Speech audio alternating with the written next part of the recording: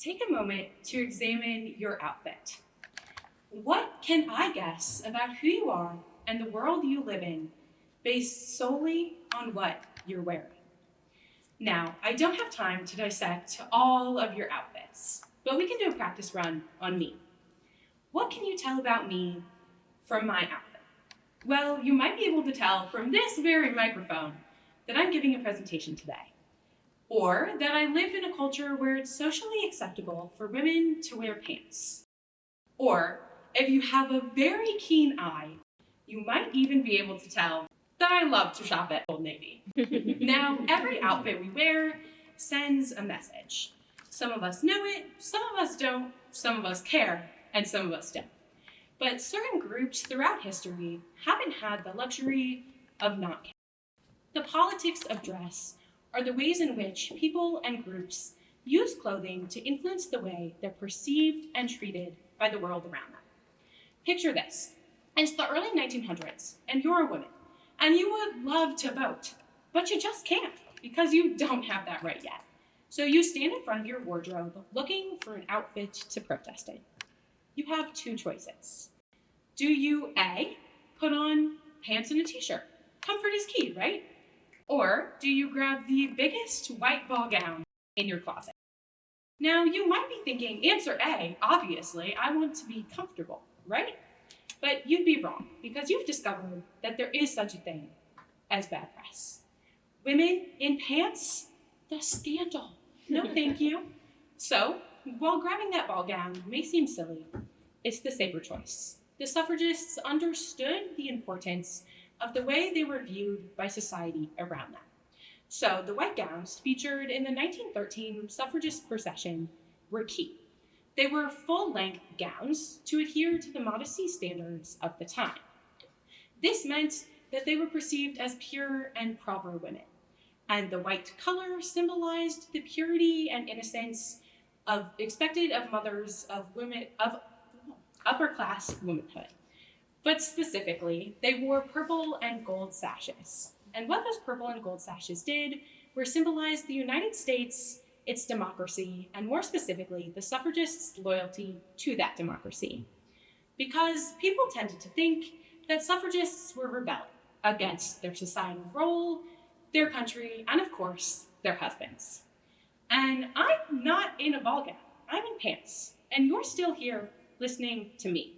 I might even go so far as to say that you don't think I'm rebelling against my non-existent husband, country, or proper societal role. But what changed? Well, World War I provided a catalyst. As women entered the workforce in mass, practicality came to the forefront of women's fashion. Particularly, women worked in fields that were typically male-dominated, like farming and manufacturing. So the practicality of pants became a necessity. But after the war, things went back to normal. That is, until the 1930s and 40s, when Hollywood stars like Katharine Hepburn and Marlene Dietrich popularized pants as a chic and, more specifically, an appropriate fashion for women. Their defiance of gender norms, both on and off the screen, paved the way for pants to be a normal fashion for women in the United States. But they weren't the only ones who had to be aware of how their fashion influenced the world around them. Let's board a segregated bus in the 1950s. In 1955, Claudette Colvin ignited the civil rights movement with her refusal to give her seat up to a white passenger on a segregated bus. As organizers considered their next moves, they recognized the power of clothing. And in the Montgomery bus boycott, they settled on a very specific type of clothing. Instead of choosing to dress in casual or work attire, they decided to dress in their Sunday best. And by doing so, they did two important things. They first confirmed the fact that they were human and worthy and dignified in their appearance, working to combat the ideas that segregationists dispersed that they were inferior or unkempt. And furthermore, they visually confirmed their commitment to the cause. By ensuring that they were all dressed uniformly in their Sunday best, they showed their commitment to change, and more importantly, to the fact that it was collective change. But in today's world, in this century, right now, How are the politics of dress still influencing the world around us? Well, we live in the digital age. Our world is full of social media. So now, more than ever, we see the politics of dress playing out. Whether it's from celebrities and influencers or everyday people like you and I, we see all kinds of politicking.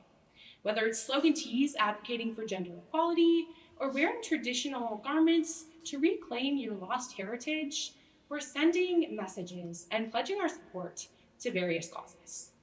But perhaps the most notable example of this century is the 2018 Golden Globes.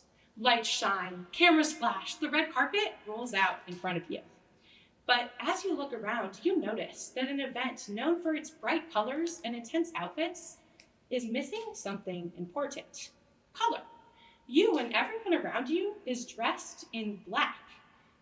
This is obviously unusual for an event characterized by bright colors and intense outfits, but it's a silent protest. Despite it being silent, it sent a very loud message. In 2018, the Hollywood world was shaken by the Me Too movement, specifically by sexual assault and abuses of power coming to light. The celebrities who chose to take part in the protest overall showed that they were there for the survivors of sexual assault, and specifically their actions called for other conversations to occur, specifically targeting power imbalances and the dynamics that occur on set.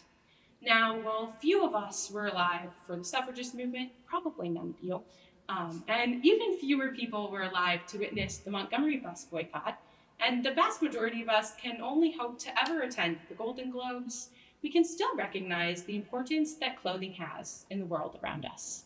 So the next time you're standing in front of your wardrobe, trying to decide between shorts and a t-shirt, or the biggest ball gown, even if you don't choose the ball gown, take a moment to appreciate the impact it had. And more specifically, the impact that your answer to the question, "What should I wear today?"